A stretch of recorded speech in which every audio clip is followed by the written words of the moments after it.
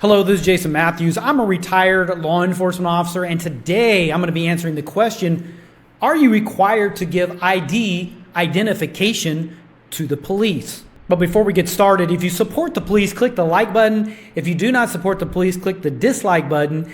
And I'm just curious of where you stand because we have a very divided nation out there, and I hear a lot of different things, and people accuse me of being anti-police and pro-police at the same time, so I must be doing something right, but I'm curious about your thoughts. Let's get started. Do you have to give identification to the police? And as with everything, it's not a black and white issue. It depends on the circumstances. It depends on the jurisdiction.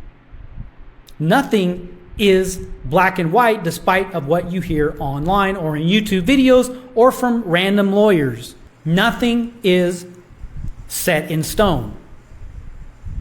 So do you have to give ID to the police?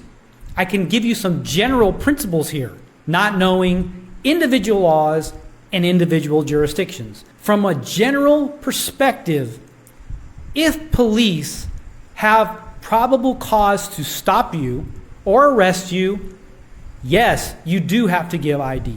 That is generally a requirement in most of the United States, most of the jurisdictions I've heard of. Now, is it possible that there's some random jurisdictions out there where that's not required? I can't imagine it, but I can't say it's impossible. But let's talk about when you do not have to give ID to the police, because it's not a yes or no answer. Sometimes you do, sometimes you don't. So the times you do not have to give ID to the police is if a police officer just randomly walks up to you and says, let me see your ID. And also you have to understand within this context the nuance here. Police can ask you to do anything they want, virtually speaking. And this is the training in the academy. I can ask you, I can request you to do anything I want, for the most part, unless it's illegal. Just as any citizen can randomly walk up to you and ask you to do something. However, you can say no if you're free to leave. So if I walk up to you without any probable cause and I say, I could actually say two things. I could ask you for your ID, which is a request, which is a question, and you can say no, or you just don't respond. And then police cannot do anything about that. Also, police can walk up to you and say, let me see your ID. Now, if they don't have probable cause, you do not have to give them ID. So these are tactics that police use. It's not that any individual police are doing this randomly or because they're bad or because they're corrupt. This is the training in the academy. This is how we get information from people. If there's no probable cause whatsoever and I am contacting a citizen, I can ask them or I can tell them, but they don't have to comply. And in that case, it's up to the citizen to know what their rights are. You have to be informed of what your rights are. You are trained in the academy to just walk up to people to get information for intelligence purposes, for general public safety. If someone looks suspicious as a law enforcement officer, I can walk up to them and say, let me see your ID.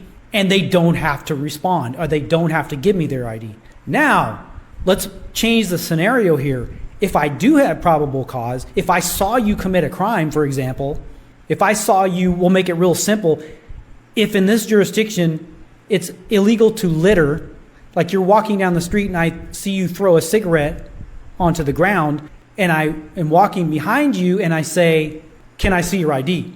Again, there's two ways to approach this, asking or telling. Usually police will ask, and if you do not want to give ID, they will tell you.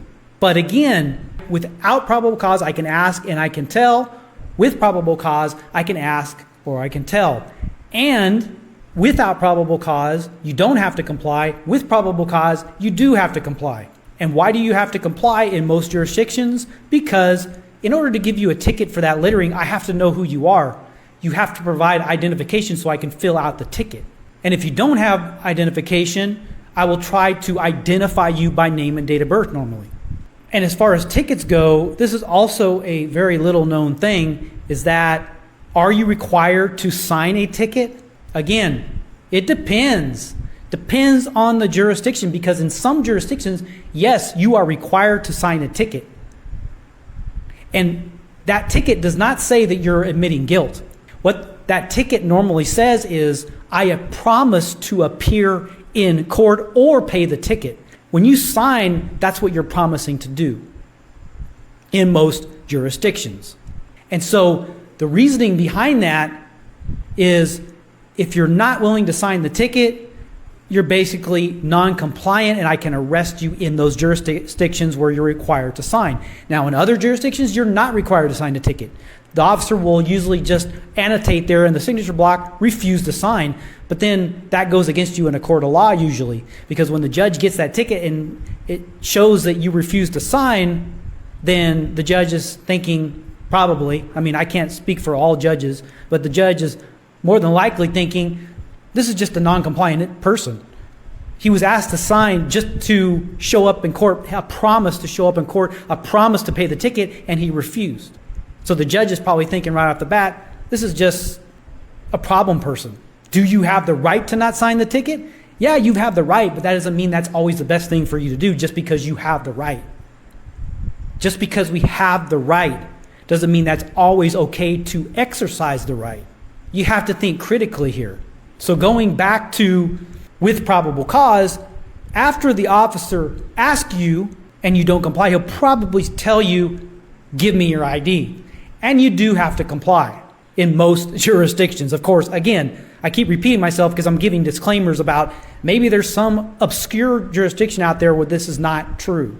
Because somebody in the comments will say, well, in Nebraska, some random town in Nebraska or Texas, that's not the case. Okay, fine. You got me.